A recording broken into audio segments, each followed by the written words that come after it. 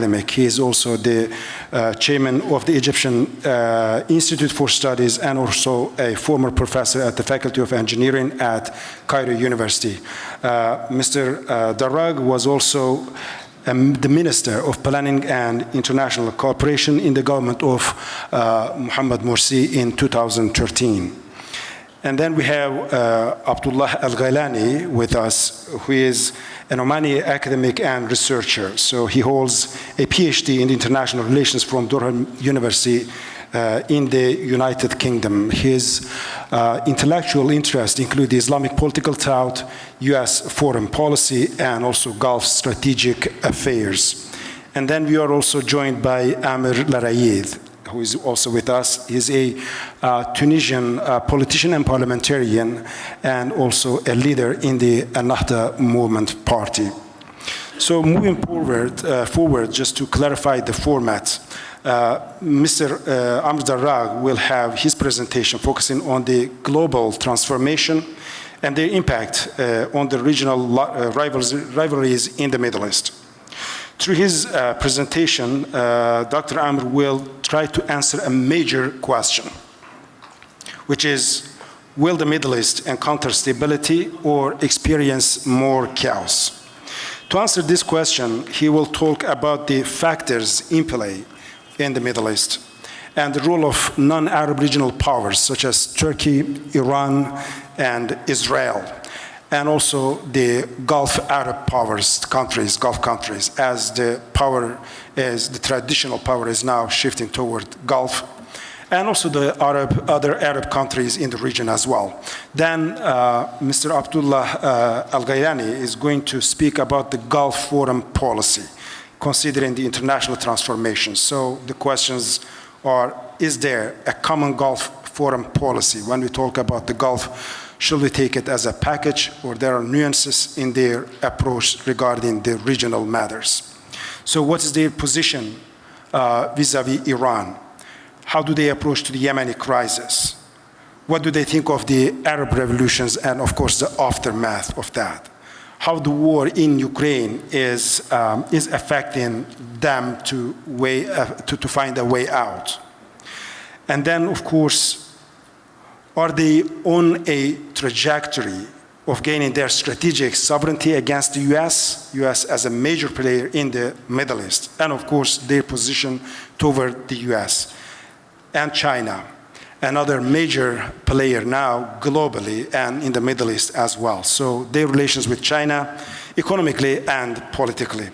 Then after that, after Mr. Ghailani, Amir Laraïd will give us a general assessment. So after that general assessment, we'll go to the Q&A session, an interactive one, and of course the comments from you will be most welcome.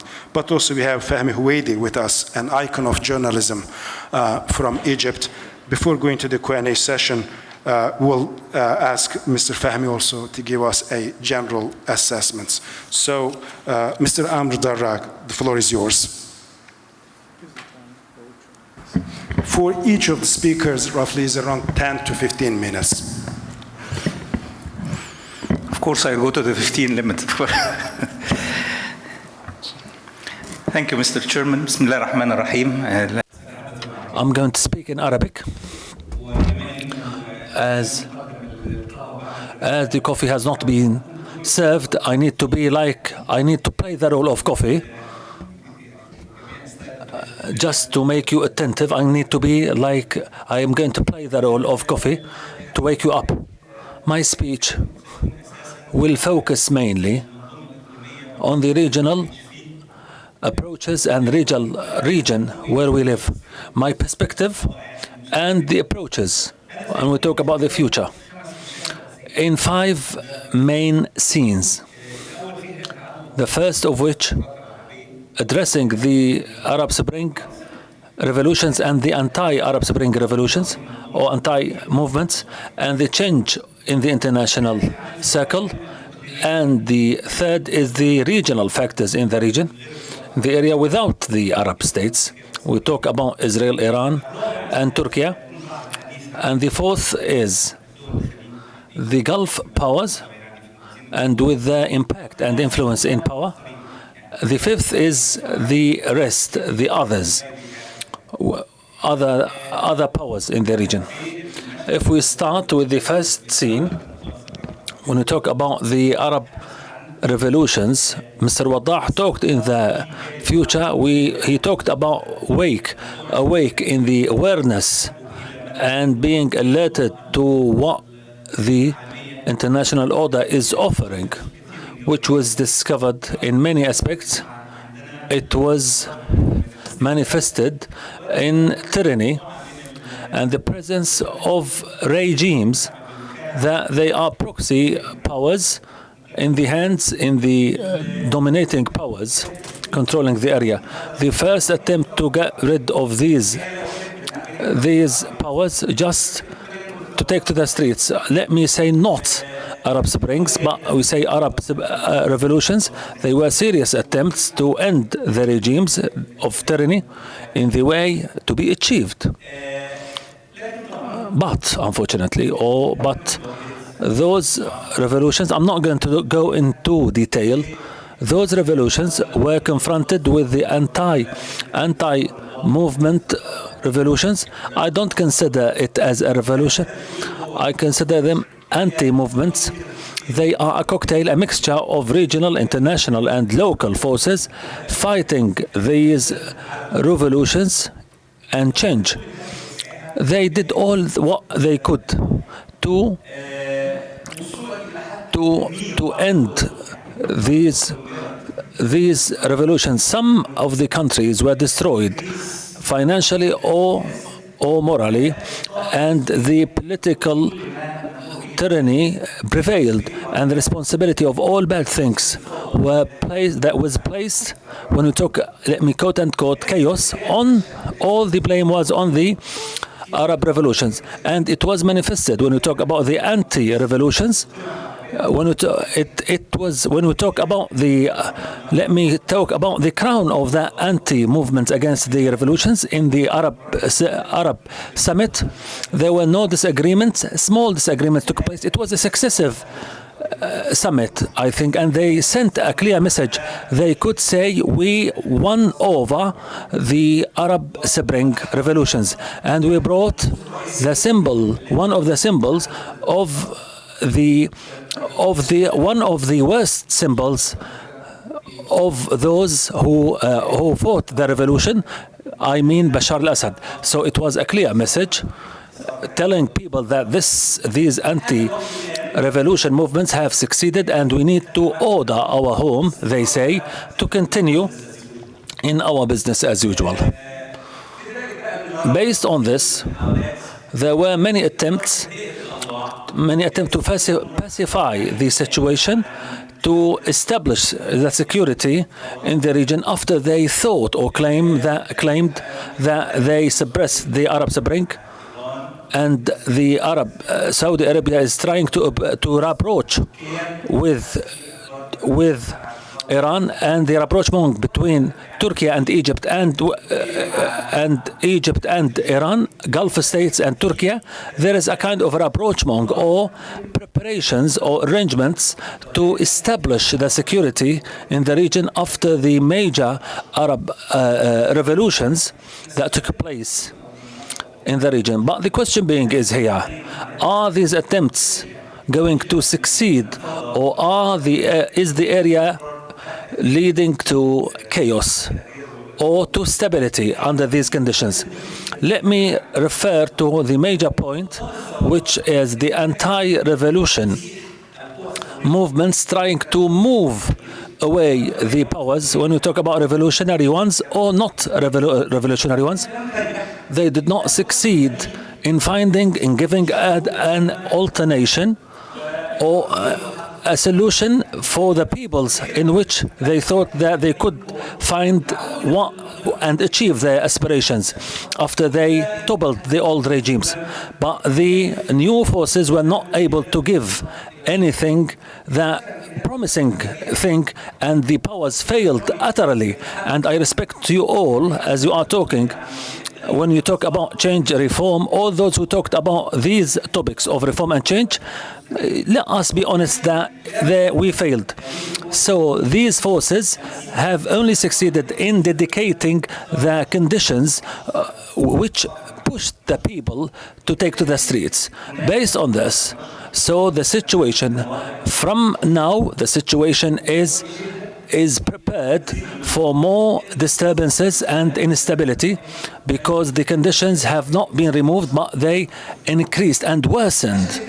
The second point is the international scene. I'm not going to go in detail because it was extensively covered, but I want to tell you here the main topic, which is the dominance of the American role in the region at their expense. They want to focus on their issues in their fight against China.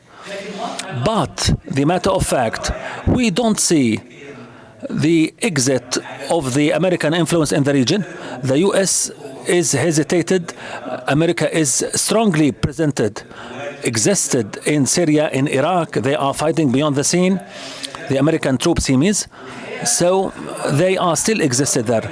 And when you talk about the American existence in Iraq and Afghanistan and other areas, we know when the U.S. enters a place, it never leaves until it leaves it on its ruins in chaos. So the American role leads to instability and chaos. And the situation, the America will play a bigger role in new places like Sudan.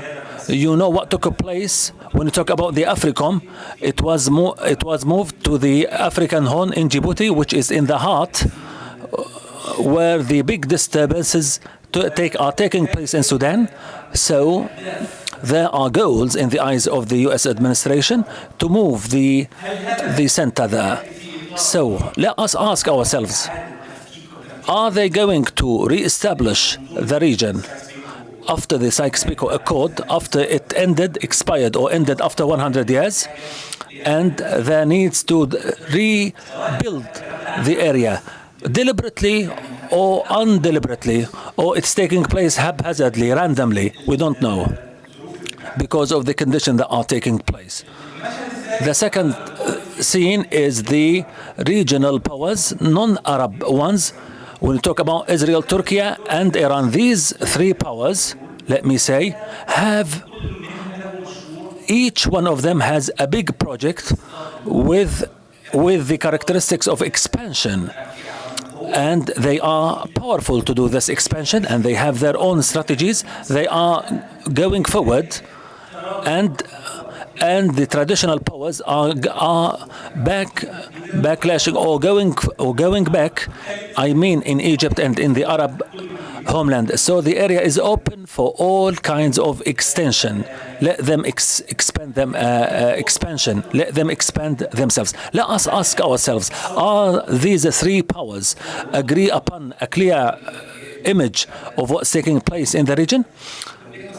If they have unified one vision, no problem will take place. But unfortunately, these three powers have their own agendas, plans, and projects.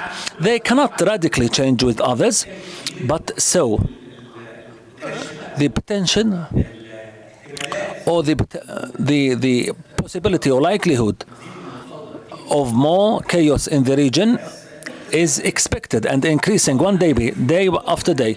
These three powers also, they have interior factors that indicate that more instability is going to take place in the Middle East more. I'm not going to mention in detail. You know all what I'm talking about, but this is another factor. When we talk about the main distinctive point is the relationship between Iran and Israel. What is the future of this bond or relationship? Iran, after these years, despite all problems it suffered, it is strategically better.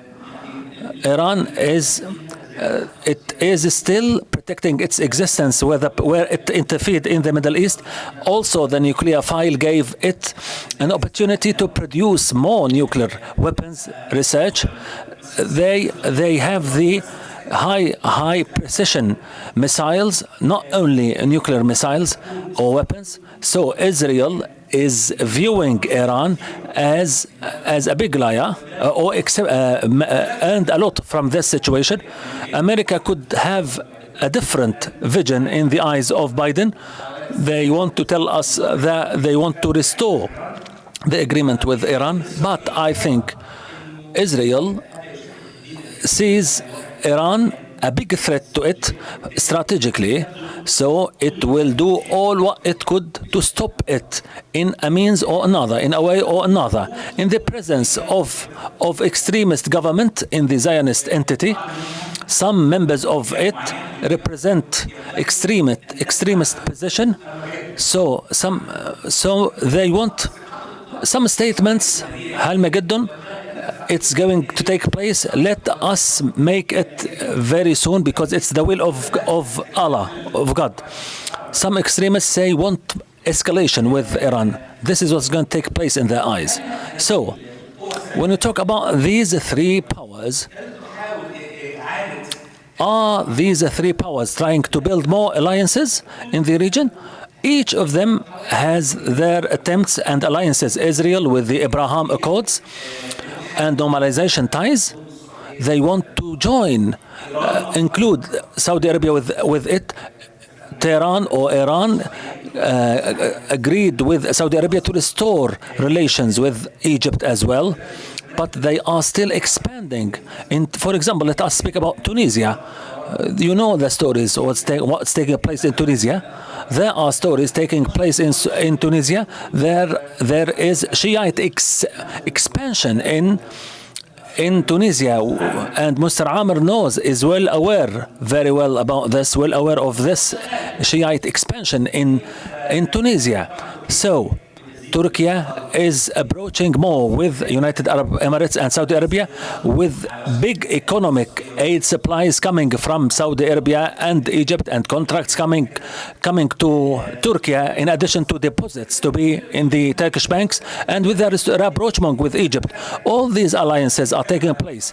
But when we talk about the Iranian-Saudi agreement deal, is it expected to be permanent or will stay forever? We cannot expect. Iran has its own project which contradicts with the Saudi project. So it's so difficult to foresee what's going to take place, simply because it's contradictory. There can be a pacification or coming down between Saudi Arabia and Iran, but no permanent alliance. So now I'm talking about the non-Arab regional powers.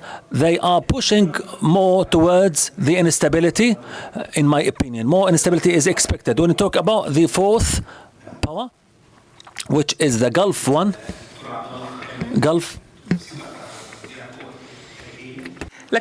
Now we have, specifically, I would like to mention Emirates and Saudi.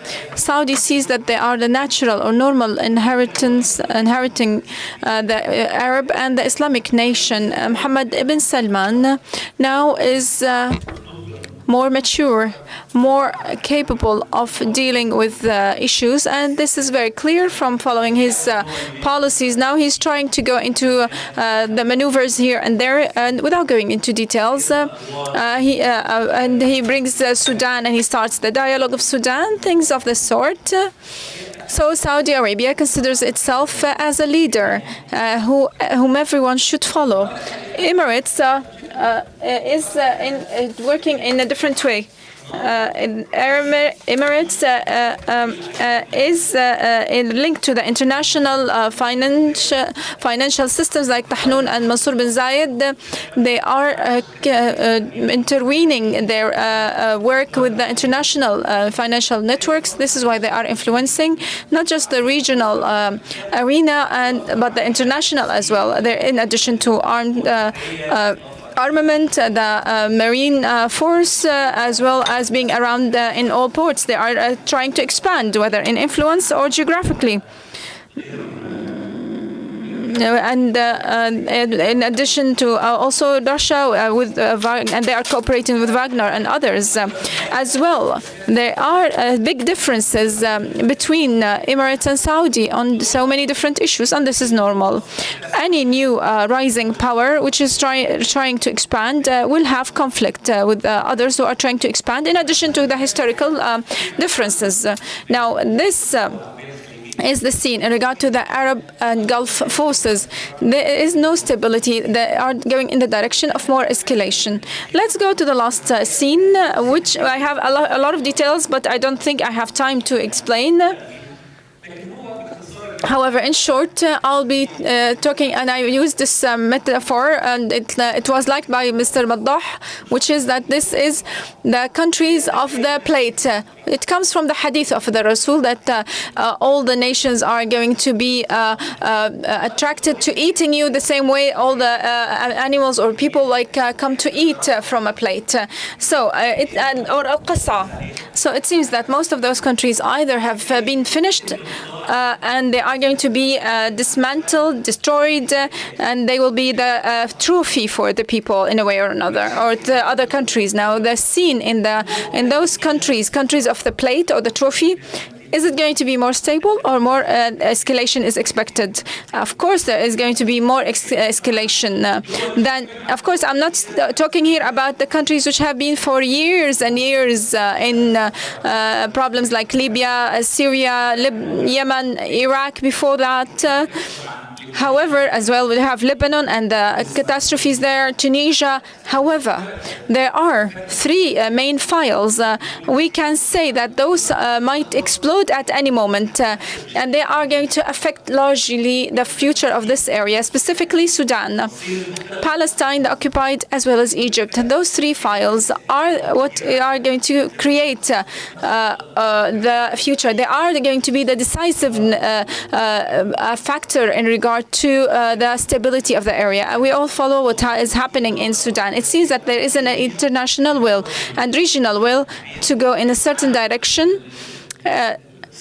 The conflict there is as if it is dealt with as if it was between equivocal two sides. There are so many details, However, my colleagues, I think, can stress this. This is going to be a retracted conflict. It's not going to be ending soon. Some people say the army is in control, everything is done. No, it's obvious that we still have a long time to go before things are more stable, and it might even explode more. Now, to talk about Palestine, to explode the situation in Palestine, the situation is easier to do that.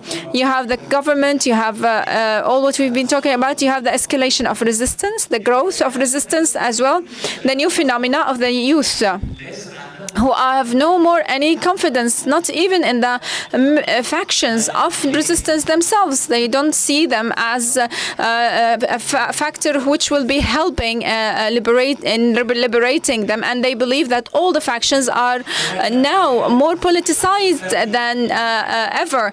And this means that people are going to be taking things on their own hands, which means that there are going to be out of control incidents. And also Palestinians, for example, authority might fall. What if they have deteriorated? Whether while Abbas is still there, or after he leaves, maybe because they are maybe there would be a new wave of resistance from the people of Palestine. Maybe the Israelis would be trying to go to Armageddon as fast as it's possible. And the people talk about the Jordanian solution, which pushes the Palestinians in the West Bank to go to Jordan. And there is also another solution, which is to use Anbar in Iraq, which is a wide area with a lot of richness to accommodate a number of Palestinians. And when they are leaving, when they leave the West Bank to annex it to Israel. Now they also think about going into Sinai, and this is from the side of Gaza. While we are sitting, maybe you have followed what is happening today. What happened today? This massacre. We don't know the details of which until this moment. So I believe that the situation of course, there is this conflict between Israel and Iran, and the consequences. You have Hezbollah online as well. We have looked at them. We've noticed the maneuvers they've done lately. We have also followed the statements and the declarations. America is saying that we are not. Yes, we don't want this to the relationship to go outside the control. However, they still say no matter what Israel would do, no matter what decisions they made, we are going to support Israel.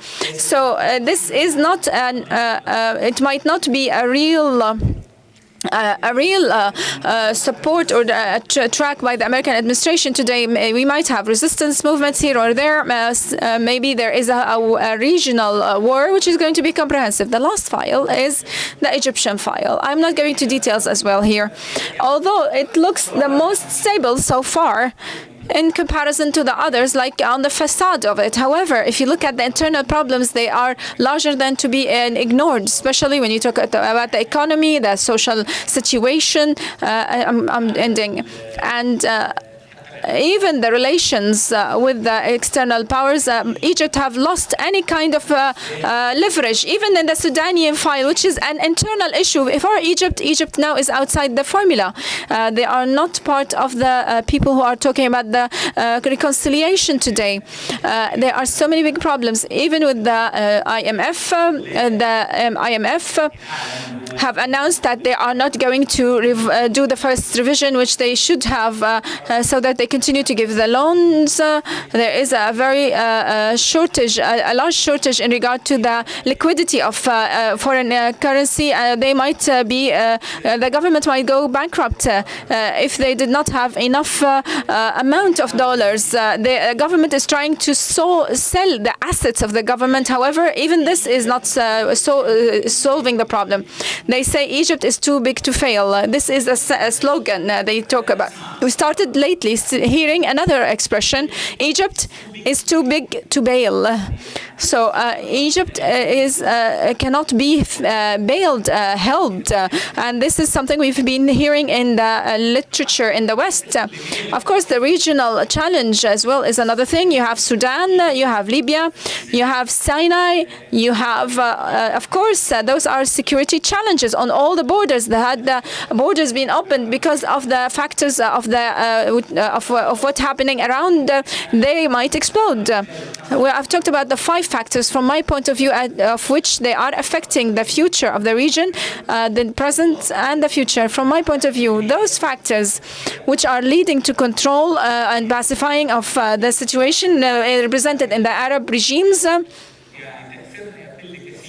are decreasing in they don't have enough influence in comparison to the chaotic there's also the international also conflicts. I should have talked about this. Those conflicts as well, they might in themselves be using the area as a proxy war area. However, even if this didn't happen, this had happened before, but even if the international conflict did not move towards having us as an arena for a proxy war, what we have is enough on our plate for the explosion to come in the area. So that's why the increase of the non-government actors like Wagner, Blackwater, and the rest, and Daesh as well as others, all these things are participating, from my point of view, my humble point of view, in increasing the possibility of escalation towards more chaos, more scatteredness. Now, my core question today is,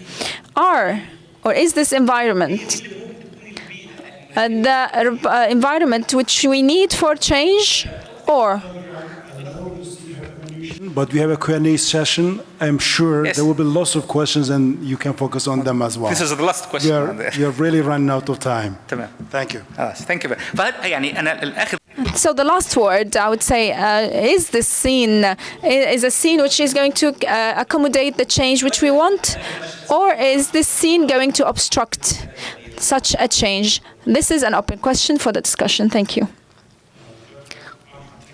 For your comprehensive assessment, but the picture was not that optimistic, so you're expecting more chaos and more conflicts. So for the sake of time management, please, if the speakers can keep their presentation within the limits, the time that is spared for them, that would be really great. And now, Mr. Abdullah Al-Ghilani, the floor is yours. In the name of God, all due thanks to God, blessings, peace be upon the Prophet, our leader, and his family and companion. Peace be upon you, his blessings and mercies. I would like to start with looking at the context, and we are here talking about the transformation which is happening in what we have been saying in the international world order. Meaning, all the details are under this umbrella. So I have a point of view which I would like to express quickly about this issue. To start with, I agree with this saying that we are today at this stage at which we have an end of a life cycle of the civilization, and we are starting a new life cycle of civilization. However, this does not mean by necessity that a radical change is going to happen for the international world order of today. We should have defined what do we mean by the world order. Nonetheless, this is a correct introduction. We see a change in the system of the civilization. We see that this cycle is about to end, and there is a new cycle emerging, crystallizing. However, this does not mean that the international world order today is going to collapse at once, as one of the speakers had said, and that there is a different system which is going to appear out of the blue. The West, I would say, and you might know, my brothers, that until this moment, the West, or the civilization of the West, is still, and of course led by America, is in control of the four sectors of power, the four domains of power. The military, they are super in this. The economic domain, it's enough to know that until this moment, the American economy is double the Chinese economy. The income, the gross income, we are talking here about $22 trillion, whilst China is 12 or 13. Economically speaking, the West is still ahead. Militarily speaking, America is #1 international power, which is capable of waging 2 concurrent wars. And scientifically speaking, the participation of the West in the space of sciences is larger than all the other countries together, including China. China has like a commercial kind of advancement, not economic even. And their participation in science advancement in comparison to the West is very minute. The cultural presence, the values of the West are still in control and hegemony. The Western civilization is still in control. But there are no real indicators which show us that the withdrawal of the West has started. Yes, there is an indicator which had just started. There are some signs. However, it's not yet a new system emerging and the old system collapsing. No. But the question, is there a transformation? Yes, it might not be radical or comprehensive. However, there are things which started to appear here and there. Now the question, I would like to start with to talk about the Arab area and the Gulf specifically. Now, to talk about the official situation. So let's suppose that there are transformations around in the international world, new maneuvering margins which we can invest in and use. Is the current official situation or the governments are capable, or do they desire to use those margins, or do they want to maneuver? I believe no, because there is no project to start with. The governing system in the Arab region have one project, which is to defend the status quo. The status quo, the survival is their aim. They don't have a civilized project. They don't have in mind a renaissance, not even in regard to political development or economic development. So they don't have projects on this in these arenas. So no matter how many different new transformations are going to happen in the international system, providing new maneuvering space or to delink yourself from the hegemony of the West, no matter how many spaces you have, because of this transformation around the world, we would say the Arabs, the governments of the Arabs are not capable, are not qualified and equipped to invest in those. So don't have high hopes on having these transformation reflected on the Arabs. It's not going to affect the Arab situation a lot. Now let's talk about the Gulf. The Gulf, of course, it's an important geopolitical position. Has an important geopolitical position, not just because it has almost a third of the energy as reserves, but because of other geopolitical considerations as well. However, let's start with this. We cannot talk about foreign common policy of the Gulf, and this is a chronic crisis. Since the GCC have been created, the bloc of the Gulf, the six states of the Gulf never have agreed on one vision, which provides for the minimum consensus in regard to the national security or the regional security, neither on the level of Iran on how to approach the regional crises, nor on the level of harmony in regard to the policies, oil policies, financial policies, etc.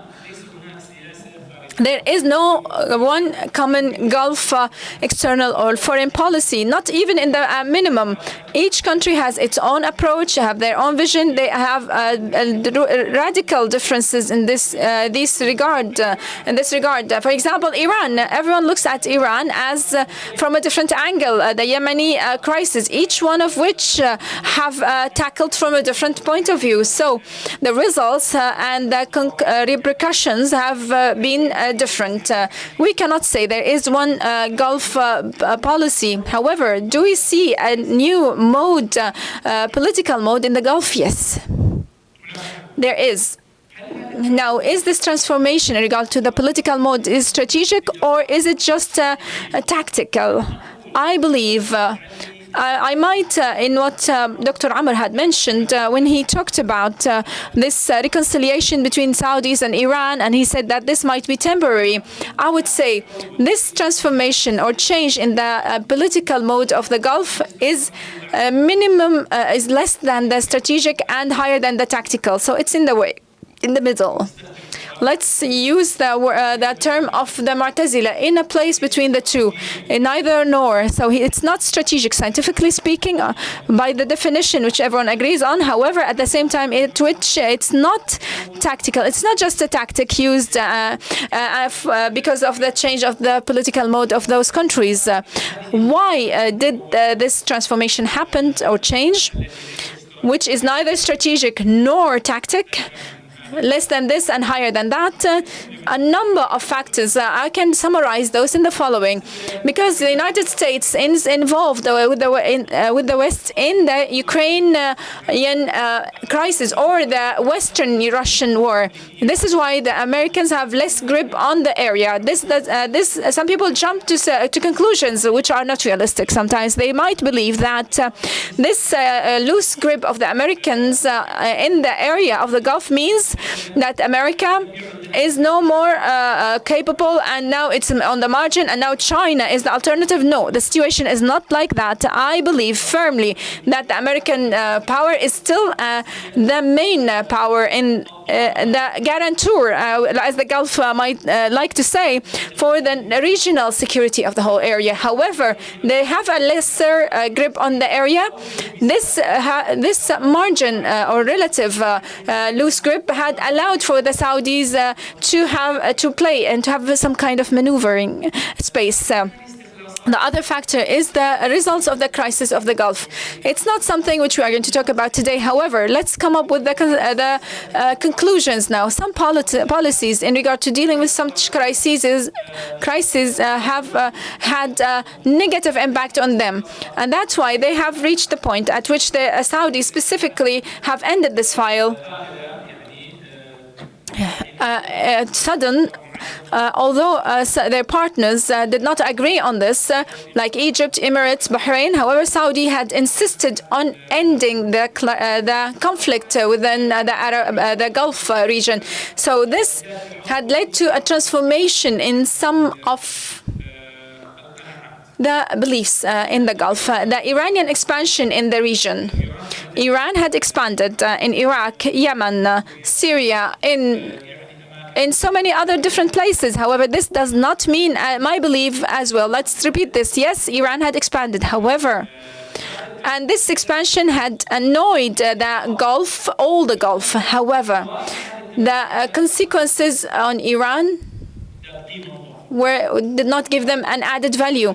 This did not give them an added value. Now, if you look at this at face value, you might think that they have been victorious, geopolitically speaking. However, if you look at the core of the matter, I believe that those new fronts are very expensive. And what are they going to gain from Yemen? The Houthis are besieged and they are a burden. Iraq is the same, dismantled country, the Syrian regime as well. So I believe this expansion of Iran might look on the face of it as if they have been victorious. However, if you look at the core, it's an extra burden, extra expense, and it's not a strategic value added to their strength. However, anyway, this expansion had annoyed the Gulf states as well. It's one of the factors why there is now this transformation in regard to the political mode in the Gulf. The consequences of the crisis of Yemen after 8 years of the interventions of non-reasonable interventions of the Gulf in Yemen, now they realize, especially Saudis, that those approaches which they've adopted were not useful, and now they have a repositioning of themselves in regard to the crisis of Yemen. Now, this transformation or transitional case, now the Gulf state now is transitioning from the patriarchal state, which used to get oil, sell it, and then distributes the return to on the citizens. Now moving heavily from that to the modern state, and this has a price. Now, the state of the Gulf today is resisting paying those prices. This price, they don't want to have a constitutional reform, but political participation. They have resistance against paying the price. However, this transition itself from the patriarchal traditional government to the modern government and the tax payment, the political participation, increasing the margins of freedoms, all of these are amongst the factors which have pushed towards the change in the Gulf's mode, politically speaking. Now, I would like to talk about how those appear. This appears in regard to balances in what we can call how this is crystallized. Now, the Saudis, Iranians reconciliation. It's the necessity agreement.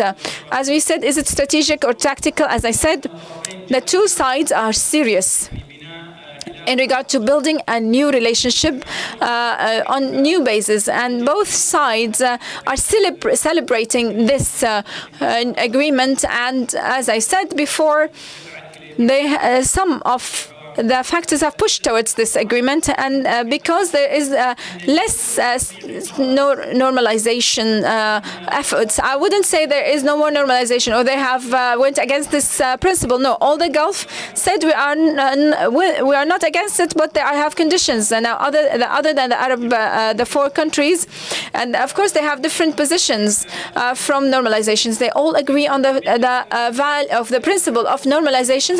Even each one of them have a different condition.